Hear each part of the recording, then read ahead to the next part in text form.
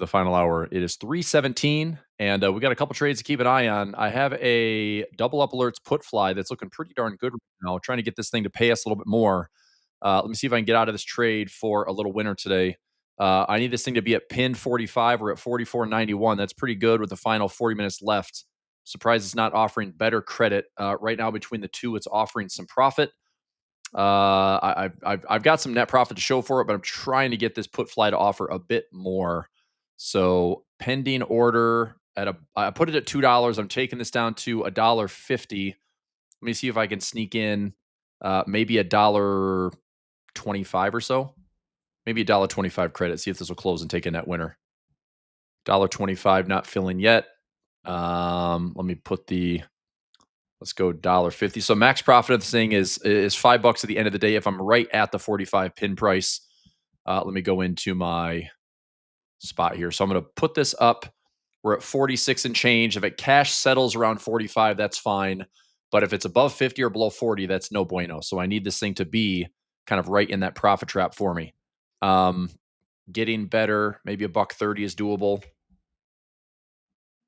So anybody that's in my double ups, I'm looking to post an alert here pretty quickly.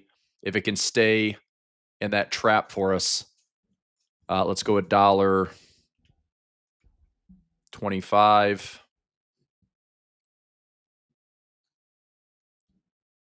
$1.20.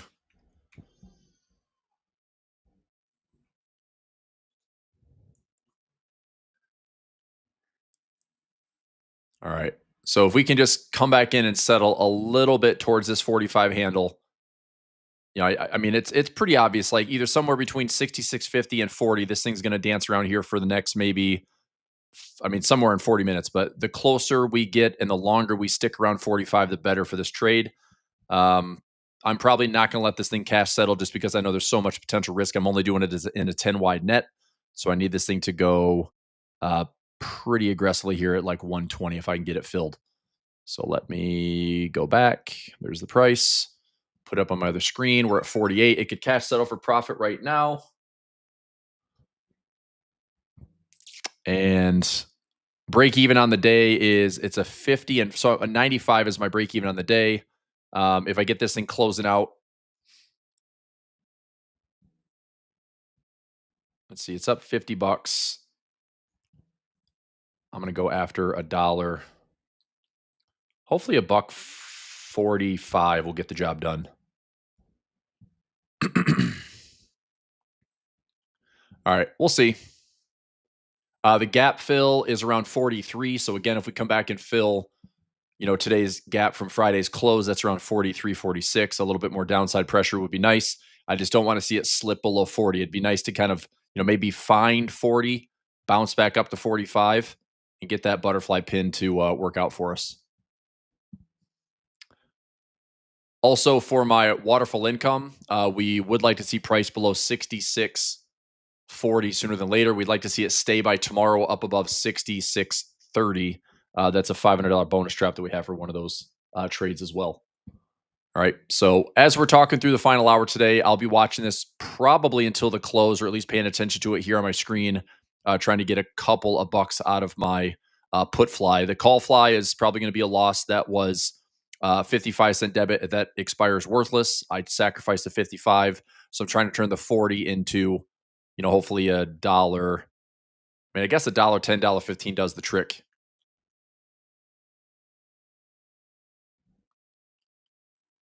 Let me see if I can get, that'd be a 70-cent winner. See if I can get $1.10. Not quite. All right. I'll set it in here for $1.45. See if it stays there inside the profit trap. Want to see this thing going down to 45 or 40 if possible. DXY pullback, what direction, Andre? You looking for a pullback from the bullish side? I think the DXY has a bullish pullback, especially if we have some risk-off trading. I said in my Telegram here, I've got a pretty interesting stat for September. If everyone can see this. Okay, 13 of the 14 times that the S&P made new highs in September, which this is one of those years, it's gone higher in Q4 20 out of 22 times. That's not a bad statistic. So 90 plus percent of the time, this goes back to 1950. I know that history doesn't always repeat, but it certainly rhymes. And a 90 plus percent probability that price will just stay higher. Now, I think we have a pullback. I think we have a flush. We have some volatility. It just we're getting through this options expiration for the end of the month, end of the quarter. But most of the time, it shows like prices will stay here or possibly drift higher. One thing I could certainly see playing out for the near term, if we go to SPX, would be we've had a lot of direction in 2025. We had a lot of direction down. We had a lot of direction up. Now, to me, it would make sense that a big move down and a big move up, it might just face some chop, right? And if this market rolls over a little bit, I think there is some technical corrections that could certainly take place. This is what I've been talking about for the last several weeks now. I hope we have a correction that at least gives us like 4 to 6%. Give eager buyers a chance to get back in this market on a technical basis. If it just keeps going higher and higher and higher, one thing I would be concerned with is that we limp into the end of the year and we might just continue to stretch and we have like a rough November, December, which would be weird for the holiday season. I almost feel like it's better to get the correction out of the way in October, let the market find its bottom again, work its way back up to the highs, and then maybe drift higher to the end of the year. So if we have all-time highs into Q4, then I would expect a reasonable pullback into 2026, maybe that February to April window, and we just keep kind of grinding through the near term. Okay, so we'll see how it plays out, but this is basically shrugged off a lot of pullbacks. I mean, we had a July 31st to August 1st pullback. We had another short term. Even over the last couple of weeks, we just haven't taken out a single low. This is the FOMC candle right here. So FOMC candle around 66.50. Last week's low is around 66.70. Is it a potential, low that matters? If the lows get taken out, is it a bit of a head and shoulders trade? Not like to put in a major top, but at least have some type of symmetry correction. And we go from high to low, break the neckline, measure symmetry between this 50 period and 100 period moving average. I'm going to be looking to position for some dips. So anyway, sell next man, go away. Yeah, maybe. Yeah, we'll see. I still think there's that window from February to April. I mean, if you get into a run, and I don't like the sell in May because honestly, if we get a high into April and May, a lot of times the high into April and May will last until June or July. I mean, that pre-summer push and that movement into summer, it's like that momentum can continue to like drift through June, July, August. That's why I was so surprised September this year was not really a pullback because we had such a strong recovery in April, aggressive rip in May, a follow through in June, another push higher in July, even a melt up higher into August, and this is a 4+% September, which has been pretty staggering to say the least. So anyway, time will tell. So, all right, 35 more minutes. Looking like that 50 zone is pretty popular right now. I'd like to see a retest of maybe 44, 45. I could get it. I could not. Otherwise, I'm going to sacrifice something on those put flies today. Gold. Yep, let's talk gold. So, SPX, I expect some volatility. I'm hoping that we pull back and find this 50 period moving average over the next couple of weeks. I'd like to see this within the next 30 days. I don't really want to see price breaching, 6750 or 6800. I do have some broken wings. I've closed out a lot of profit on these broken wing butterflies. We did this in my daily profit play sessions. So waterfall's looking good. Waterfall's looking good. Broken wing butterfly to Friday is if price stays below 67. We've got some profit potential there for $1.10. This one is part of a bear call spread roll. This is waterfall strategy 2. Looks good. Waterfall strategy 2. This one is one that I rolled. The 40 and 55 bear call plus the 40 and 60 call condor. I mean, piece by piece, I'll manage this one through October 10th, which is out to not this Friday, but next Friday. Waterfall strategy 2. Today's winner. Double ups, couple of trades there. So actually, it looks like I've had all of my broken wing butterflies except for one close for profit. So I think that's 5. That's 5 or 6 broken wings that have closed for profit. And we've taken 90 cents out of the dollar for profit, $1 out of $1.10 for profit. All those have been good. I'm going to look at a trade tomorrow morning during my daily profit play. We might look at a non-farm payroll or post non-farm payroll and see if we can position for it nice and high, let it sit over the weekend. Maybe we can get up to like 6750 or 6800 coming into Friday, Monday. So that would be going out to the 6th. How high up can this go if I flip this around? I mean, delta wise, could I get something at like the 68? I mean, this is way outside the expected move. Can I go, you know, 95 by 68 and get a broken wing in here for a buck? It's offering 20 cents. I mean, I would take this trade out to Monday after non-farm. We don't get above 6,800. This is literally a 3 delta. I'm going to put this trade in pending for my daily profit play. I'll put this in for a buck 50 right now. That's going to be hard to fill, but I'll take it in for $1.50. That leaves me with an $8.50 risk. Probability of profit is pretty high. We don't get above 68. I think 67 is a decent resistance level.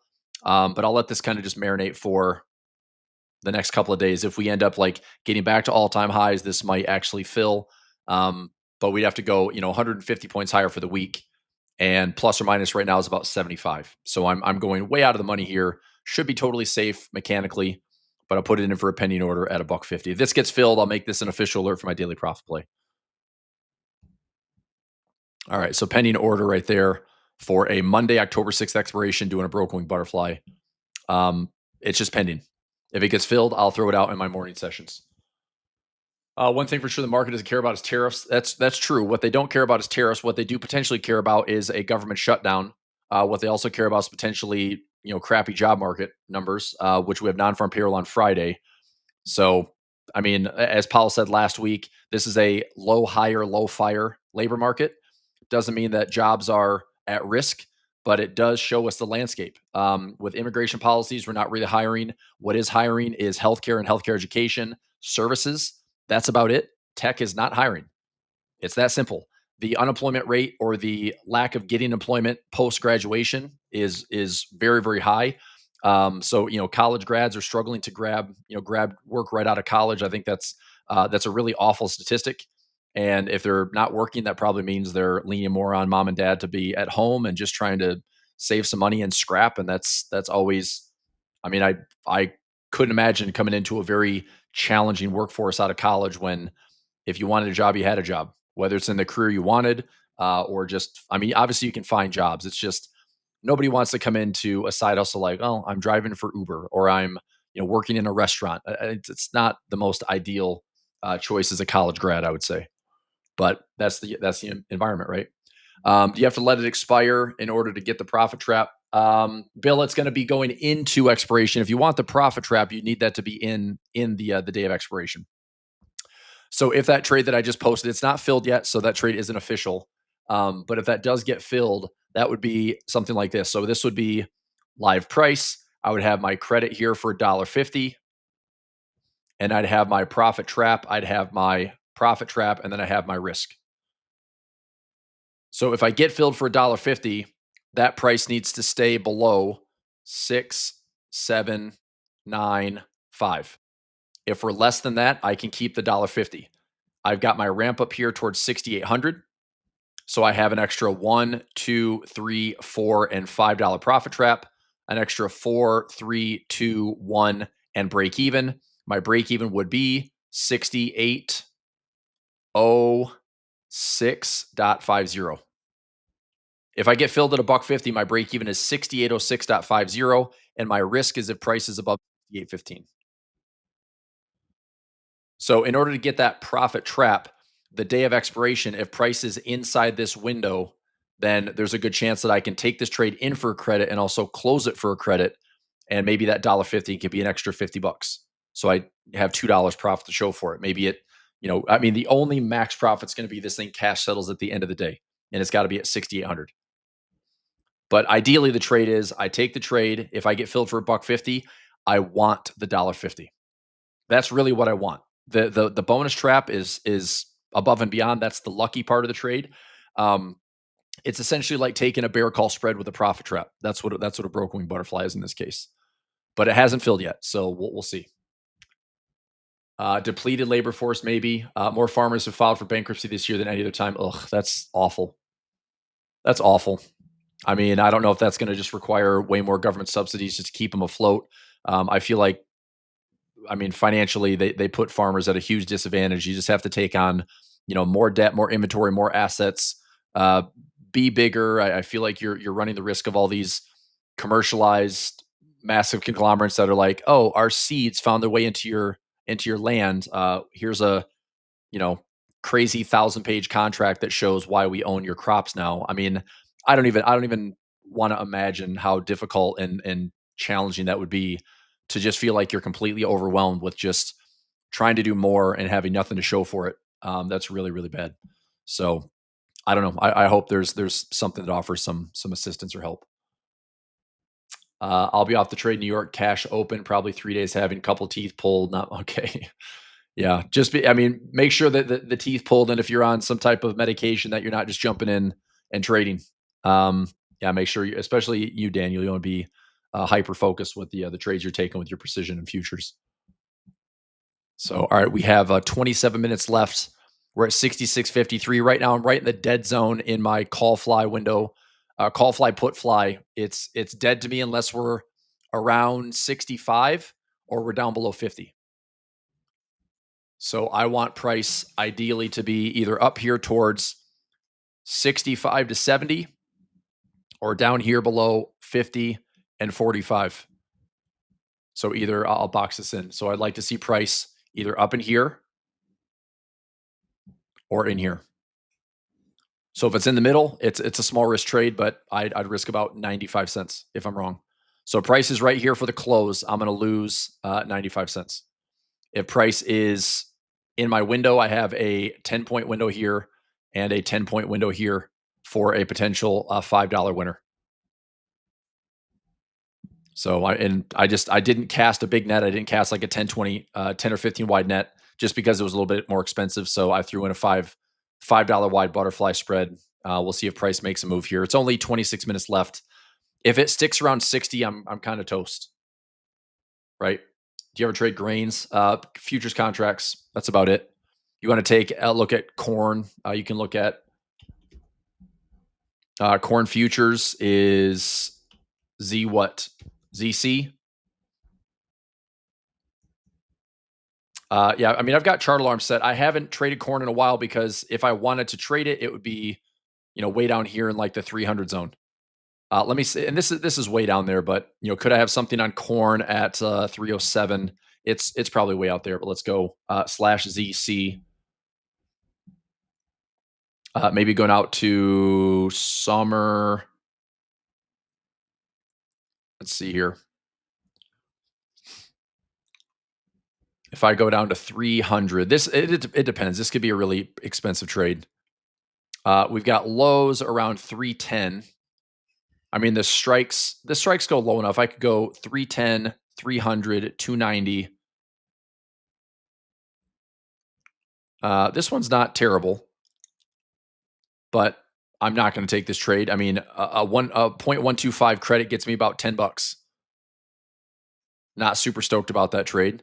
If I go up a little bit wider, I mean, I'm going to risk like $2,000 on this trade. Risk 2,000. I've got a $500 profit trap. It doesn't even show up as a credit for whatever reason. I mean, I'm just getting like very illiquid orders, I guess. So that's about the only thing I would trade, unless it came down to the levels that I want. So example would be this: if we came down into, let's say, 320 or 310, a futures contract debit spread, I'd usually would trade options on it, no, not just buy the contract. I'm usually a futures options trader. So if we came down to a level like buy a call and sell a call, define that risk, and all you want price to do is at support go up. And if it does that, turn hopefully like 125% return on risk, and that's not too shabby. You said wheat, yeah, we'll go ZW. ZW.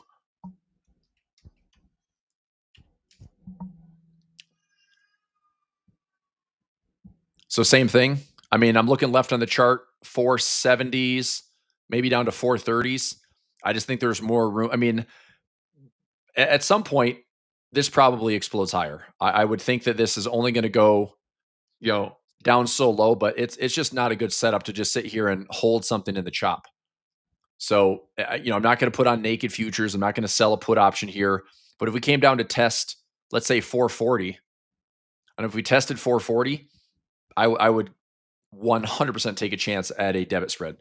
Go out 3 months, 6 months, and see if this thing will hold the low, bounce off support, works way up, or go out a year. Go out a year and see if it goes up technically.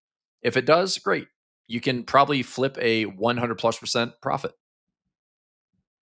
right?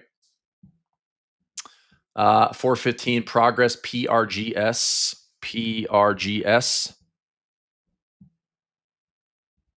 We take a look at this one fundamentally. PRGS. Below estimated value, earnings are growing. Debt's not covered. Profit margin's lower. What's price to sales, price to earnings? Price to earnings 31 times. Fair value is 97. I mean, it's been on a pretty healthy discount here lately. Not exactly sure why, but give me 1 second here.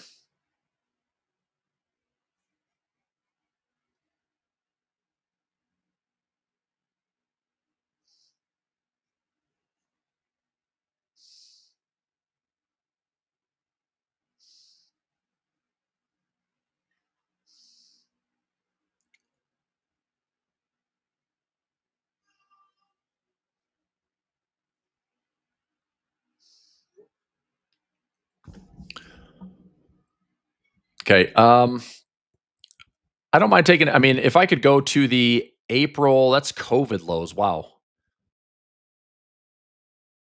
I don't know. Let me look at the option chain. PRGS. PRGS. I mean, you only have monthly expirations. How much do we like this one? What do they do? Is this in semiconductors? Is this something in the hardware side? Mission critical business applications.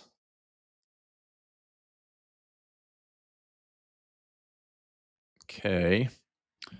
Can I get a COVID low at $30?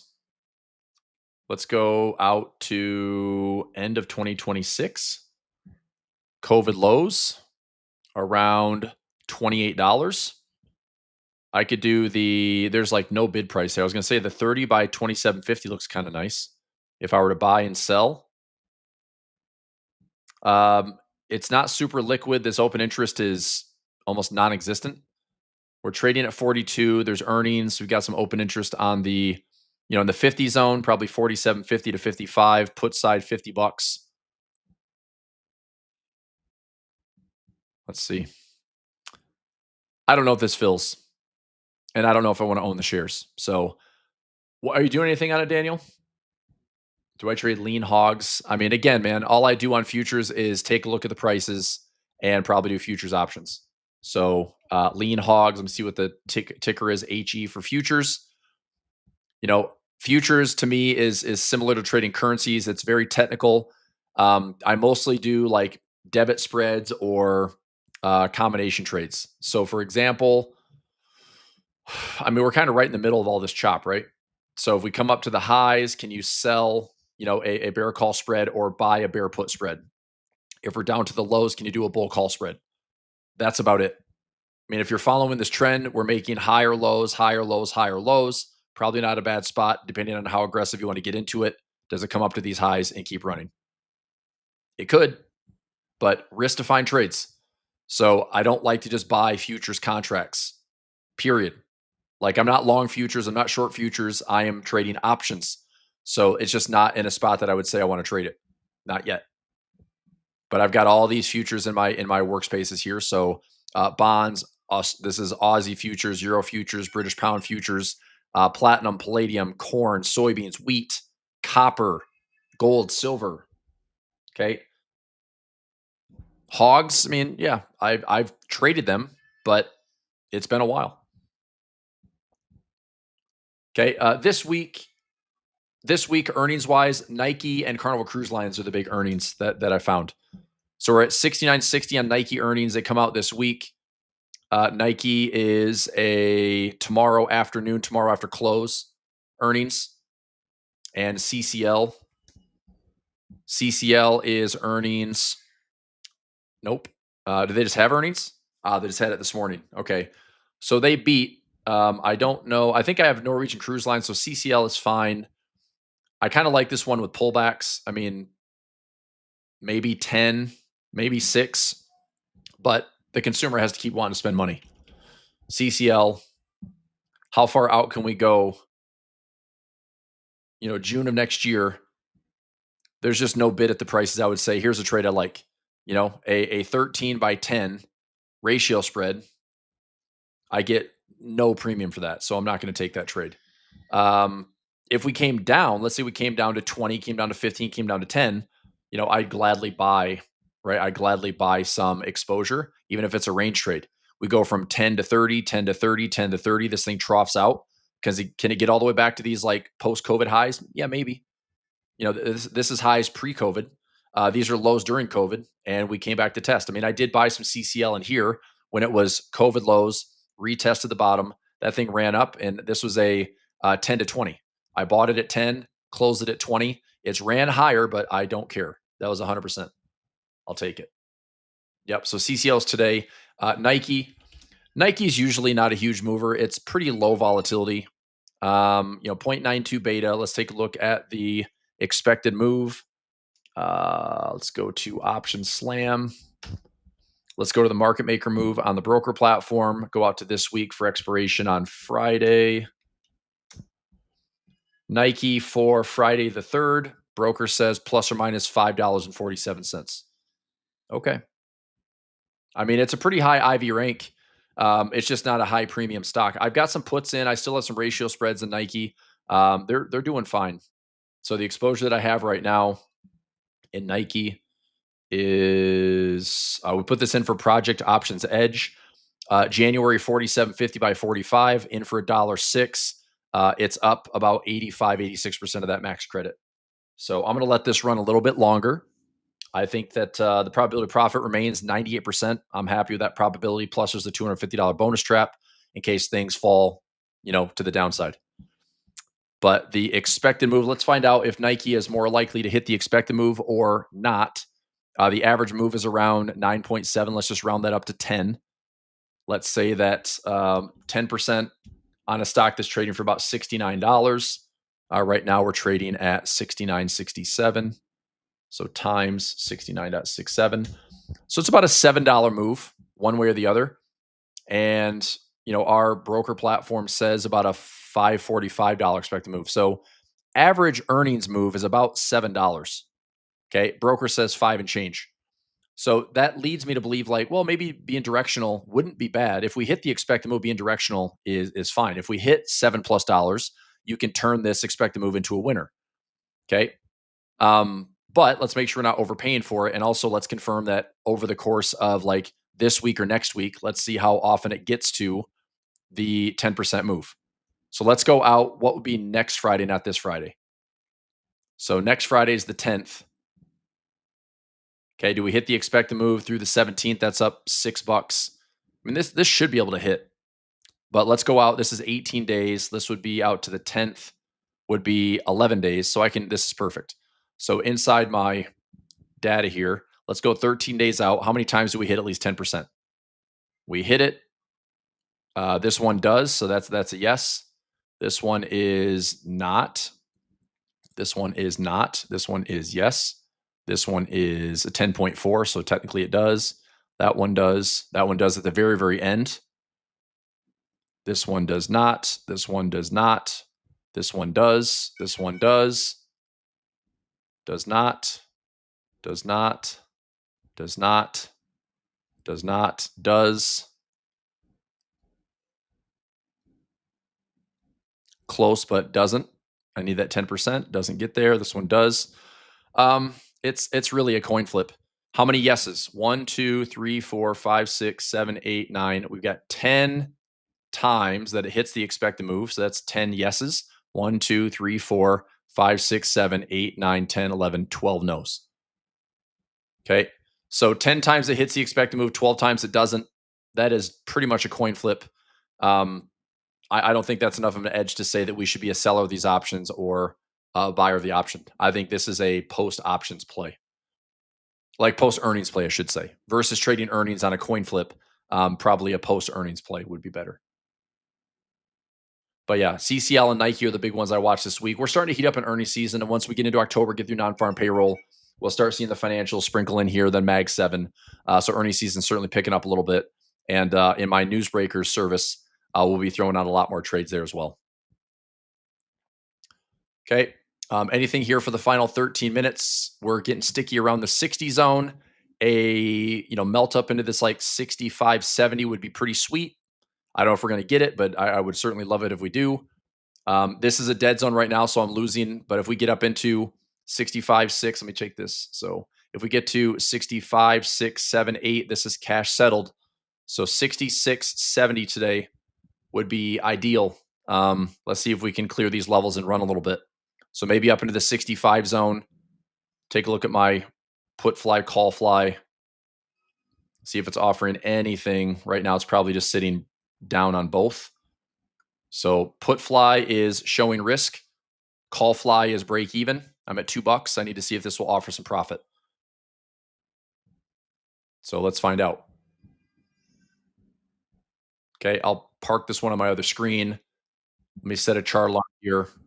So a chart alarm set, that is 67. That'd be sweet. Let me set a 66. That at least gives me $1 profit trap. If it cash settles, I mean, 70 would be ideal because that's my pin. So 66, 70 would be a 5-wide profit trap. And that'd be perfect. I don't know if we're going to get there, but let's see if the next 10 minutes this thing can just keep going up. Maybe it does, maybe it doesn't. Otherwise, dead zone and still positive on the day with daily profit play, but double ups would be, unfortunately, 2 small losses. But it's all good. Live and learn. Okay, other charts, other questions. I want to see price either get up to 65 to 70 or, again, this is a lot to ask for in the next 10 minutes. We're better off right now just kind of keeping this run up, maybe getting back towards the highs of the day.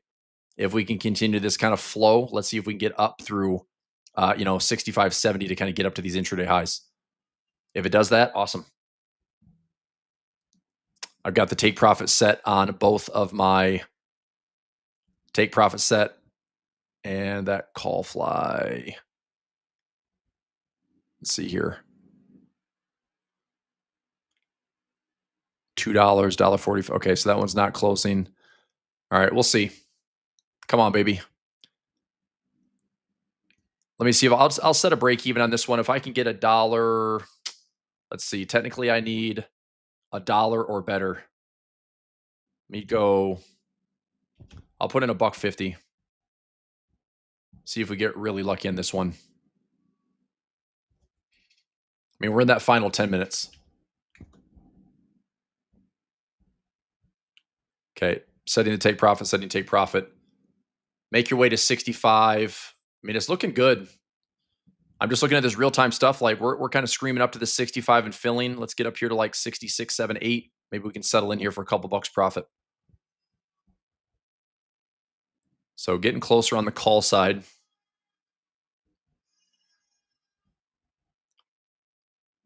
So it's profitable. I just want to see this thing trading over $1. Airlines. Lufthansa's do they have earnings this week? And what's the trade in what's the ADR trade? Is there a way to trade it in the NYSE?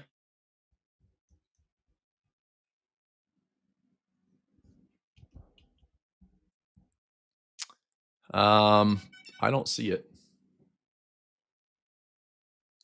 I mean, I can look at the chart. I just don't have a way to trade it. Is that their price? $3,060? I mean, support at 1,800. That's pretty much all I'm interested in.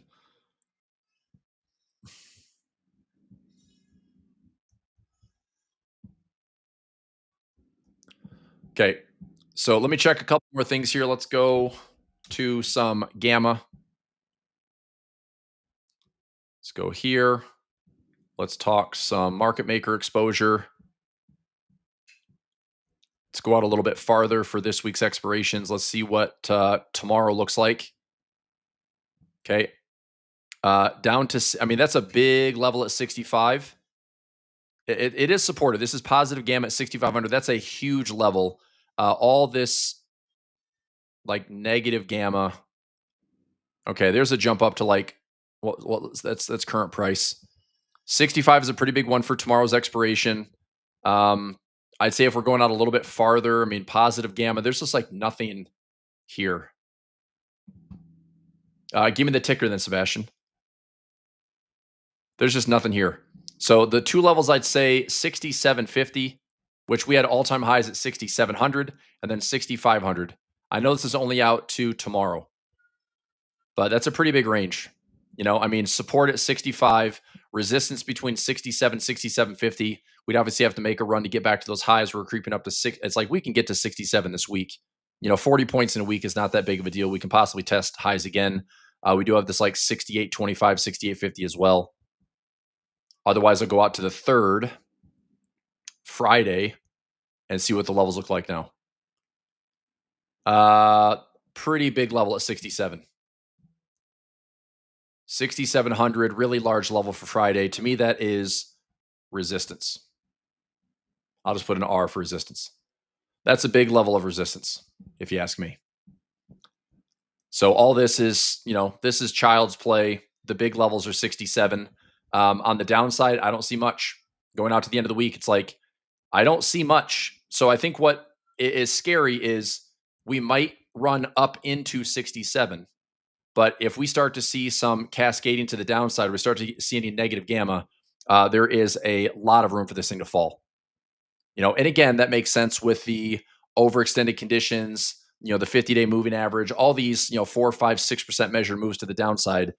I could see us falling aggressively. It's just right now, it's like, are we getting major resistance to 67? Okay. LHA. Or I'm just trying to find something I can trade. LHAG. That's futures. I mean, I don't even know what to trade, dude. LHA, I guess if you're a non-US trader, you can get a piece of this. So you're talking about an airline that's 7.76 right here. I mean, can you sell some puts at $5 and walk away? Is there, let me see if I can find it in the fundamentals. So I'll go to here, LHA. I mean, Snowflake looks pretty good. I mean, income wise, I mean, airlines are pretty terrible to trade, but trading at 776 euros going up to 26, I mean, it's way undervalued, but it's cheap enough. You buy it, you hold it. It's maybe supported well enough around the fives. You sell a put. So can I trade LHA? I don't even know if I have a ticker for this for my broker platform. LHA, LHAG. I mean, I can't even trade it as an ADR. So again, whatever you can trade. I like options. If you could sell a $5 put, that's not a bad spot. I probably do like a 6x5 ratio spread. I wouldn't mind owning the shares, but you know, 5 to 7, 5 to 10.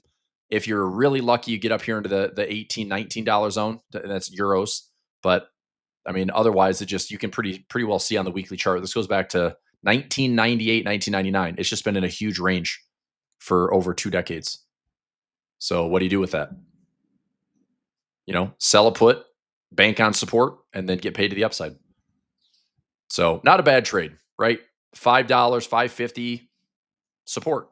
If it stays above that, make some income. If you want to own the shares, dollar cost average, not a bad spot. You take, you know, chunk one and chunk two, area one, area two, your break evens in between, hold it out for a recent high, hold it out for a run, you know, nice asymmetrical gain. You got dollars in here, and then your risk is below the support, which is a 25-year support level. So pretty sure we should be, you know, safe on the trade. But yeah, I don't mind it. I just wish I could trade like an ADR so I could sell some puts. That'd be what makes sense to me. Also, it's cheap enough too. So, all right, 4 minutes for the close.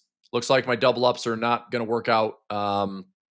We need like a big, fat, screamy 4 minutes here, 3 minutes. I need price to rip up about 10 points, or I need it to fall. I mean, I guess 10 points. I need a 10-point move in the next 3 minutes. Upside, we're certainly closer. It's just getting stickier at this 60 level. I need this to get above 65 or else it's dead. So lots of jockeying here at the end. We'll see what price does, but this is also the crazy wild west of zero DT. It's like you're either going to make a winner out of it or you're not. So that's why the trade risk was small today. No big deal. But obviously, I want to see a price can get into, and I positioned this. I mean, I did it the right way. It was like we had a gamma zone here as well as the intraday highs, and price was obviously in the middle, and it just stayed here for the day. But I thought if we can retest the highs or retest the gap level, and we tried. I mean, we tried to test right there, just bounced off. So again, maybe we get really lucky here in the final 2 minutes, but unlikely. So if this can work its way down, less than 66.50, I still have a profit trap at 45, but this needs to drop real fast. And I don't think we're going to get that in the final couple minutes. $10 in Doge and Shiba Inu retired. I mean, maybe. That's all it takes is $10.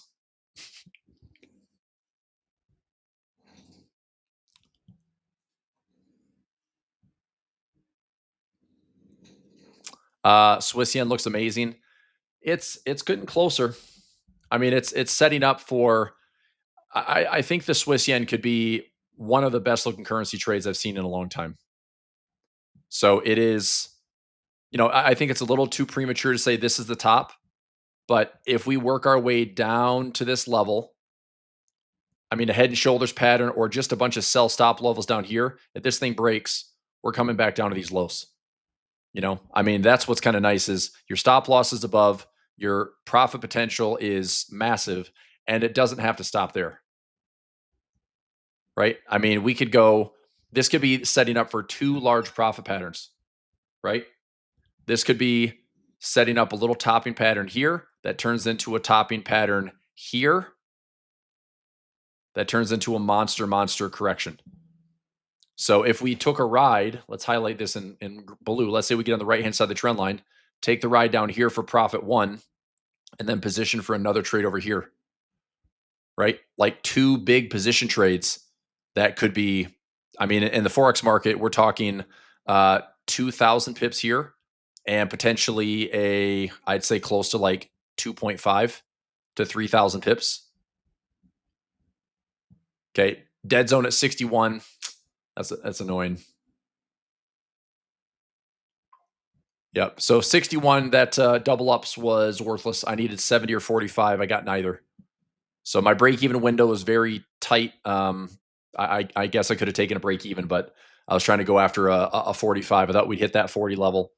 It's okay. That was down 95 cents. But we had a nice win on daily profit play, sprinkling a couple more working orders, and we'll come back and tackle this again tomorrow. Okay. But yeah, Swiss yen looks great. I think that if we give it time, I'm telling you, give it time, this could ultimately give us a ridiculous opportunity for number one. What I also like about this trade is it's positive swap. It might be one of the few instances. In fact, it's the only currency pair right now that you could trade favoring Japanese yen strength and get paid to hold that position. Depends on your broker platform. But I know for what I have with Oanda, if I'm holding this thing short, I actually would get some positive swap. Doesn't mean it's a guaranteed trade, but this is a yen pair. It is risk defined. But man, if there's a way that we can get position on this thing for a sell trade, price goes much lower. You put this thing at break even. I mean, don't get out of this trade until it's down about 2,100 pips. Take profit there. We buy, we don't buy it again. We just wait. Like I wouldn't touch the buys. I would just try to sell this again and just trade it really small. Because like I said, if it's a topping pattern here that works its way down, that becomes a larger topping pattern here. I mean, the opportunity is amazing. It's just a little confirmation goes a long way. I've done a lot of these big position trades over my career, and you don't guess. You don't guess where the top is. You trade it when you see it. So we're not quite on the right hand side of the trend line. This hasn't rolled over yet. Let this thing line up. But I think if we get it, confirmation looks really good. So we'll be watching that. Oh, you're talking each week. I got you. Yeah, it's a big difference. Yeah, I mean, save yourself a cup of coffee and Put it in some shit coins. Shiba Inu and Doge, maybe. I'll probably just stick to Bitcoin, Ethereum. Okay. Adrian says, got it, selling it today. Cool. Anticipation. No, it'll line up. It'll line up sooner than later. And once we do, I think having some sell stops will be an easy way to participate. You want to call a little bit of a topping pattern here. We start getting that confirmation. I think it's just a matter of time. We'll get the trade we want. All right, I'll let you go for today. We'll just do it nice and short and sweet. Double ups. Sorry for the quick loss. Minus 40, minus 55. No big deal. We'll come back and tackle it again. We got plenty of volatility ahead. End of quarter tomorrow. End of the month. Non-farm payroll on Friday. All of the operation or all the options expirations that are expiring tomorrow. All the support at 6,500 is gone after tomorrow.